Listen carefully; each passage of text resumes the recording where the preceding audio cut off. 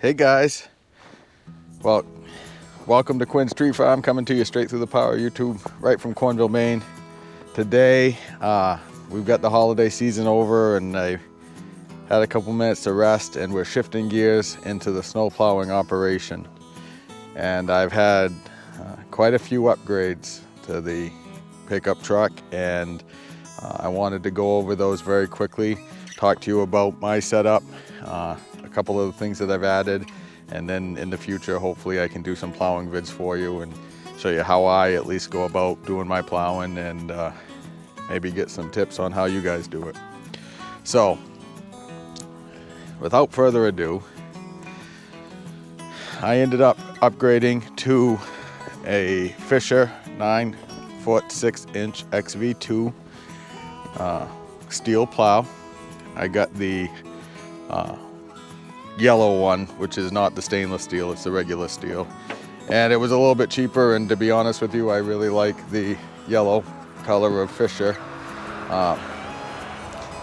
You know, it's funny, I haven't ever plowed with anything except a Fisher, so I can't compare to anything else, but I really like their plows. I think they do a really good job, and where I purchased this, the service is impeccable. I purchased it at Height Chevy. Skip is the Fisher dealer. He sells all of that stuff, and if you are from the area and you know anything about snow plowing up here, you know that he is the go-to guy in the state of Maine to get what you need. So this is the XV2. Right now it's kind of in that straight mode. It will make a V plow, and then it will scoop into scoop mode to pick up all the end trails that you have, which just drive everybody insane. The second thing, I went ahead and got a Fisher Tempest 1.5 yard stainless steel sander with an electric motor, and words can't describe my joy. I ended up having to get new tires to plow with this year. The old ones had run its course. I ended up getting the BF Goodrich KO2s. I have them on my Jeep, and I like them a lot. I've had a couple rounds of them. They're a really good tire. We ended up going 10 ply because we are a 3/4 ton and we're doing hard work with the truck. So we went with a good set of tires. And last year, I did go ahead and get the helper springs. I can't remember if I talked about that last year, but I did add the helper springs to it just so it's as beefed up as it can get. All right, so the most important thing we have in here is we have to have a seat for our co-pilot, Abby. Abby comes along with me and plows with me almost every storm. And she is a lot of fun to have in the truck, and I'll be honest with you, it's kind of weird when I don't take her and I'll reach over and I'll go to pet the dog and she's not there, and I don't like it very much. So Abby keeps me company all night. She knows when it's time to go, and for the most part, she doesn't get too upset about the bouncing back and forth. After about 5 hours though, she's had it and we got to take her home.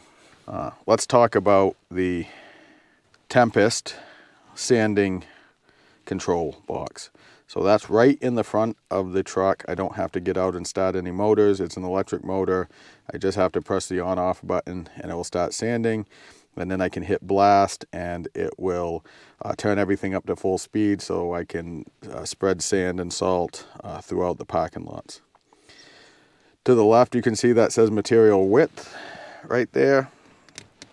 So this is the spinner control, to the right is faster, and this is material flow, so this is the chain control. I have a train drive, not an auger drive. Now these up here are the upfitter switches for the sander. You have the vibrator kit, the pre-wet kit, the strobe light, and the work lights.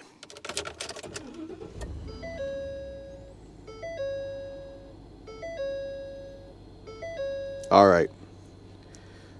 So you can see that the light, this is the work light kit and the strobe light kit. And since I have them connected to the power in the back, they light up. And you just press a button and they turn on. Now it's hard to see, but you can kind of see how the light's on. See how those light up a little bit? So you know that those are working. And then you just turn them off. And then when you shut the plow off, you shut the truck off, it all cuts out and you have to turn them back on in the beginning. So right now I'm empty, so it's not a big deal, but that's all I have to do to sand. And I don't know if you can hear it, but it's spinning. And then if I hit blast, it goes really fast. I have the fish stick joystick that kind of comes in handy. It's pretty much the standard setup for any Fisher plow now. And Fisher is owned by Douglas Dynamics, which also owns Western plows. So you'll see a lot of similarities in the Western and the Fisher. And they bought out Blizzard, which is how Fisher got the XLS technology to make the Fisher XLS plow. We have scoop, retract, and then I can turn the wing on and it turns it straight, and then I can move it back and forth. When the green light comes on, you're floating, and then you can pull some weight off of it if it's soft. There is an investment that I want to make, and I haven't gotten it yet, but I've talked to the guy in the Facebook Fisher Plow group about getting the yard savers on the cutting edge, which is kind of like it's a pipe, almost like a round pipe that makes it so the cutting edge doesn't dig in, because the way that this winter has gone, the ground's not frozen at all underneath, because all it does is snow and then rain and then rain and then rain and then rain. A lot. We've had, we had the biggest flood that the area has had since 1987. So for all you local people, you know, if you were alive in 1987, you remember that here in Central and Western Maine. So the river in Skowhegan crested at the second highest level since 87 at 171,000 cubic feet per second, which is a lot of water. I did the math on how many tank trucks that is, and it's like 180 tank trucks a second going over the dam.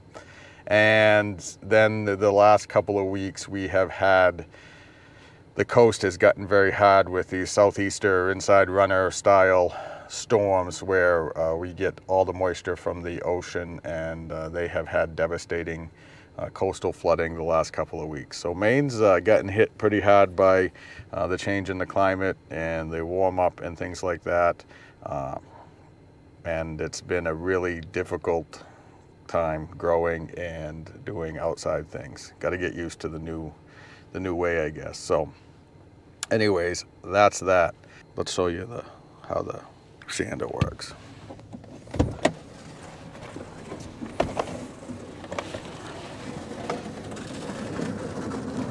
So like I said, I have the chain drive.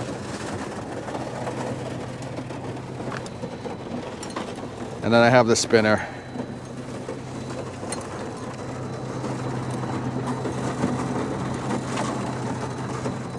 And it just comes out. Oh, that's good for your skin. Okay, a couple of cool things. This right here, this is where all the wiring is set up. So the really cool thing about this is it comes pre-wired, like I said, on the inside for the strobe lights and for the work lights. And it's got these knockouts that you just can cut out with a knife or a little drill and then run the wires in. It's completely plug and play. So all you do is you have these little wires here. So right now the gray one and the white one are set up. And then you have the other two right here that are set up, and that's for the pre-wet and for the vibrator system, so that the chain, you can vibrate the hopper in case the chain gets tied up. The setup for all of this was like so easy. It took me like an hour to put this all together, and it was like super simple. If you do this and you do get the accessories, put the strobe lights on the mounting bracket before you attach them, because your fat fingers have a hard time getting in there for that. All right, the next super cool thing about this is this box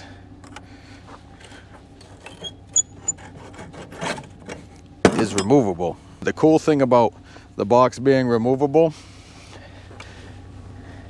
is if I want to haul something, all I have to do is take that box off and I can use my trailer. The only thing I don't like about it is it's not the best design. Getting this pin in first and having to take that out when it's closed. So Fisher come up with a better way. And then down here is the spinner deflector. And I can set it so if I want to go driver's side or passenger side, I can do that, or straight back. And they have these detents, and you just gotta, you gotta bend it down when you buy it, get it installed. One of the other cool things that Fisher does is they have the Fleet Flex system, which is the 2-plug system, people call it. And all of the truck side mounts for all of their plows are the same. So I can take this plow off, I can throw an XLS on or an HD straight blade, different size. If I get into a jam and this one breaks, I could just go grab another one and get back to work. If I have a spare or a backup or a friend has one, and it makes it a lot easier. So that's what's going on here at Quinn's Tree Farm. I will do an in-depth review of both of these pieces of equipment coming up when I get a chance. And yeah, the weather is good today. It's supposed to snow tomorrow. It's the bottom of the year.